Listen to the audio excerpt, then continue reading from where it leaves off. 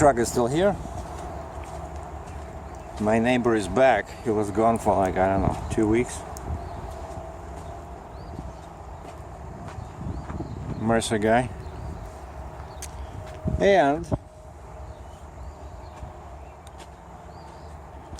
I'm still in Cambridge, Ontario. There was not much to report, so I wasn't doing any videos, as you guys saw, but my previous load, right, was that big excavator I brought from US, and I delivered it to Bolton, and that week was pretty stressful with that, you know, $3,000 US breakdown.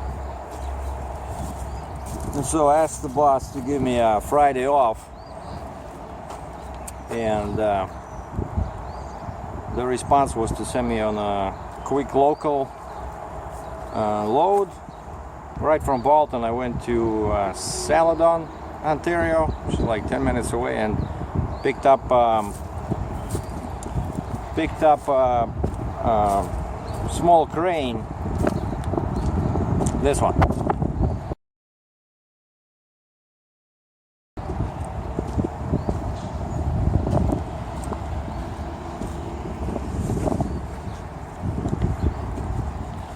Sorry, it's windy. So I picked up a small crane and delivered it to a new Honda plant in Alliston, Ontario, which is about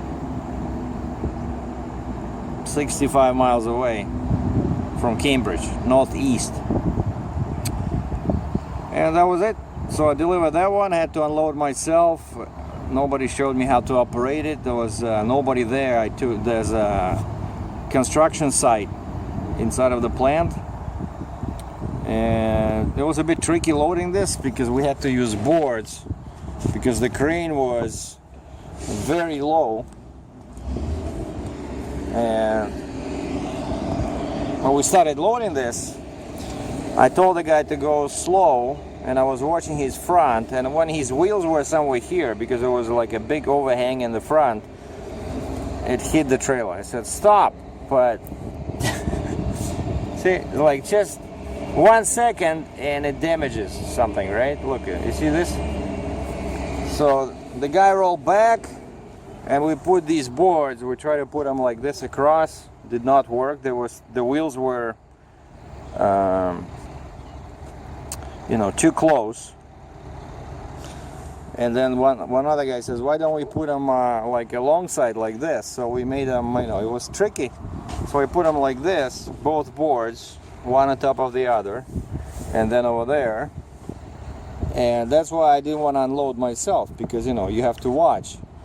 So there was two guys. One guy was driving that crane, one guy was watching, and I was helping, also watching the other side.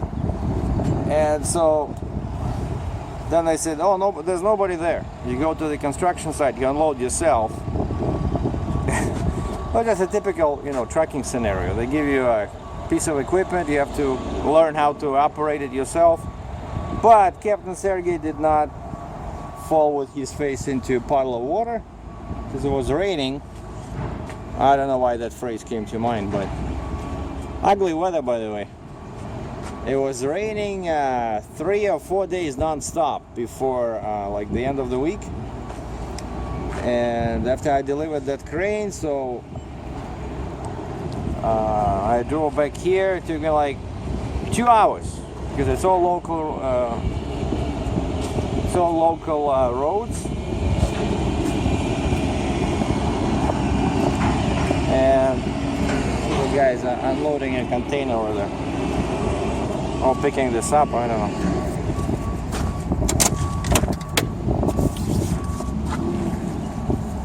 And so I spent the week taking some pictures because Saturday was, I needed the vacation. Too much stress sometimes in this work.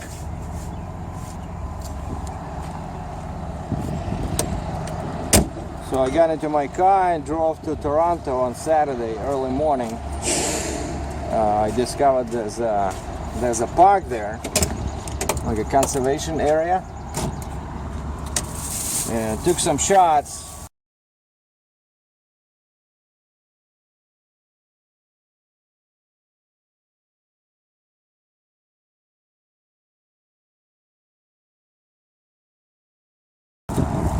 Monday, of course, was dead. Tuesday there was nothing. Wednesday, Thursday, things started to move, and I came real close to getting a load, but it did not work.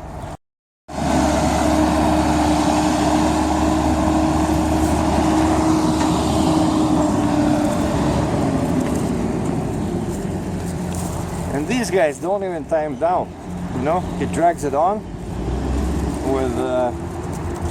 with a cable, and that's it. But his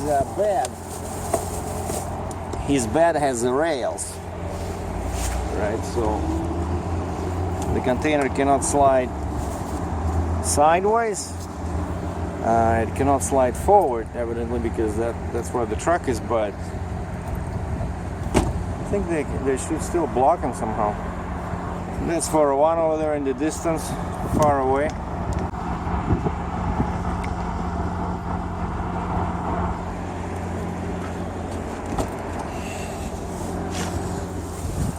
Yeah, I want to be there, but unfortunately, like I was saying, there's no work. And oh, that was the guy, that car you saw probably coming, a Volkswagen. That was the Mercer guy. What's he doing? The hood is open, and he has something big. I think he's changing housing. That guy is very handy. I saw him once. He was doing something on the trailer, on the truck. But his rig is so cheap, you know. All his wheels are steel, even on the truck. Oh, okay, he's replacing the air filter. Yeah, I see him pushing in from the passenger side, like it's a big air filter. And the weather, like, I hate this weather in Canada, you know, like where it's middle of May pretty much. And I just checked the temperature online, and it says plus 11 Celsius, which is 52 F. Middle of May. And that's why I'm dressed like this, because it's cold. You know, it's chilly. And of course, I'm just west of Toronto, Ontario. But kind of like same latitude is probably, let's say, Lansing, Michigan, which I'm pretty sure has a cold weather too.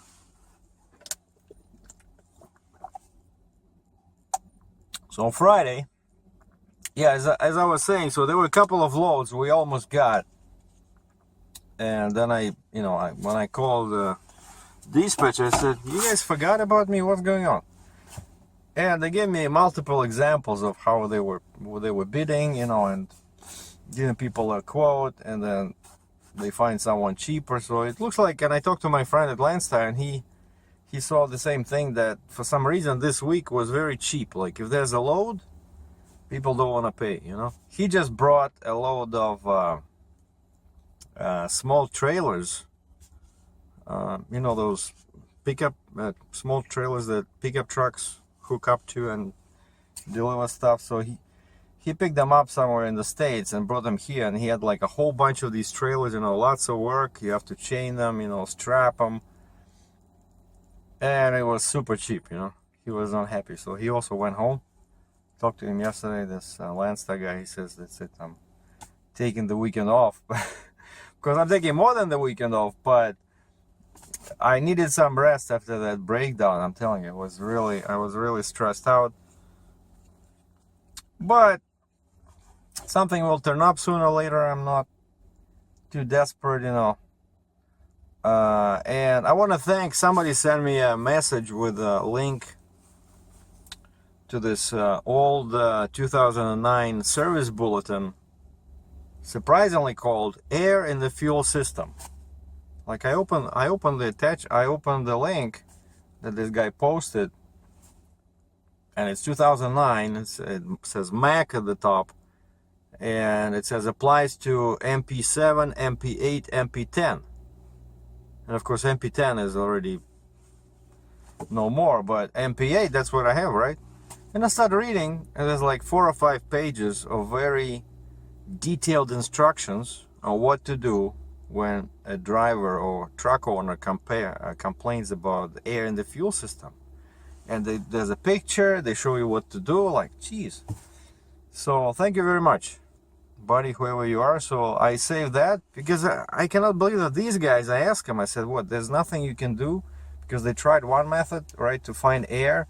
They didn't see anything, but they never mentioned something like this, that there was a special service bulletin, you know, because I'm really surprised that, you know, I have to bring them this, but of course now, I'm gonna do it right now. I'll wait for the next, you know, the truck now drives okay, so I'll just wait for the next time. And when I print out this thing, this service bulletin with all these pictures, and take it to the Mac and tell them do this, all these little steps, I want you to check that. And they tell you, you know, how to check the hoses, the connectors, like they show all the spots where typically air leak occurs, you know. And I really like this little thing. So thanks again. So that's the plan for the future. So the truck is not selling, despite super low price. I have no idea what people are thinking, but a buddy of mine, he works for a dealer that buys and sells excavators, and I asked him, I said, maybe you should get my trailer, you know, because I'm thinking I'd be better off with a flat deck trailer, not a drop side rail, because I'm not as specialized as him. Like, he only does like big machines, you know, this guy. And he said, yeah, I've been thinking about this, but of course the price for some people is, you know, the monthly payment is too much. And I just, the same Fontaine, right, I could have gotten at with a 20-inch deck. Because I was calling some guys, the price was pretty similar, but I was like, why is it so low?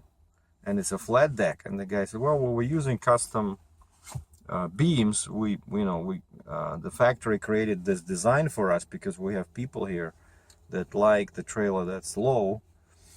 But somehow I wasn't too trustful of that, so I got this one. And now, of course, I'm missing some loads, and that's another thing why I'm sitting probably, right? Because I cannot do rolls of conveyor belts. I cannot do small machines. Like, I cannot do a small dozer like T5, T6, because the tracks are too narrow. It cannot straddle this. I cannot do small pickup trucks. Remember, once they gave me like just a regular Dodge Ram with dual wheels in the back. I cannot do that one now because it's too low. It's gonna get stuck on my race center, and the wheels are too close apart. Like the rear wheels, I'm pretty sure they would be, because the dollies, you know, the rear wheels are closer than the front. So I cannot do all this stuff. And normally in a situation like this, when freight is slow, you know, they find a good load one way. Like that time when I had this Dodge Ram truck, they gave me this, it was a cheap load, but still was something, right? So I took that Dodge Ram from here, from a Toronto area to Detroit, I'm pretty sure, right? And then from Detroit, even though that was a lot, but still, you know, so I made a little bit of money one way, and then from Detroit they sent me empty to Illinois, pick up a brand new wheel loader and bring it back, right? But now, so something happens, well, basically I just have to go empty, you know, like in the same situation, instead of doing this cheap load, let's say that Dodge Ram truck, I would just go empty to Illinois and pick something up. So, and you don't lose that much money, just it's a bit annoying, you know, when some loads that I thought I would have no problem with. I was afraid I would be my trailer will be bad for machinery, like flat deck machinery, and turns out that one is no problem most of the time. But what's a problem is small machines. So anyway, so I've been thinking, since I cannot sell the truck, I've been thinking of, I know, getting rid of the trailer and getting this different one, right? But the only viable candidate is this guy who does excavators, and he says he's thinking. So, but if I have my way, then I would just get rid of this Fontaine and the flip axle, because I don't see these heavy loads anyway, so the flip axle keeps sitting, costs me money. But what's funny is that I see these type of trailers, like drop side rail with 4 axles, 3+ flip, all the time in Ontario. But I suspect that these people are mostly just, you know, construction companies that hold their own equipment. So yeah, they can use a trailer like this. But for average owner operator, you know, where you need to be versatile to be able to do lots of loads, I would say a flat deck trailer is better. So that's a quick update for those of you who were getting impatient. So Uncle Sergei is still here, just trying to survive in this bad weather and hoping for a load. If not today, then I'm guessing next week. But sooner or later something will happen. Just I'm trying to look at the positive side, you know. Every cloud, and there's lots of clouds today,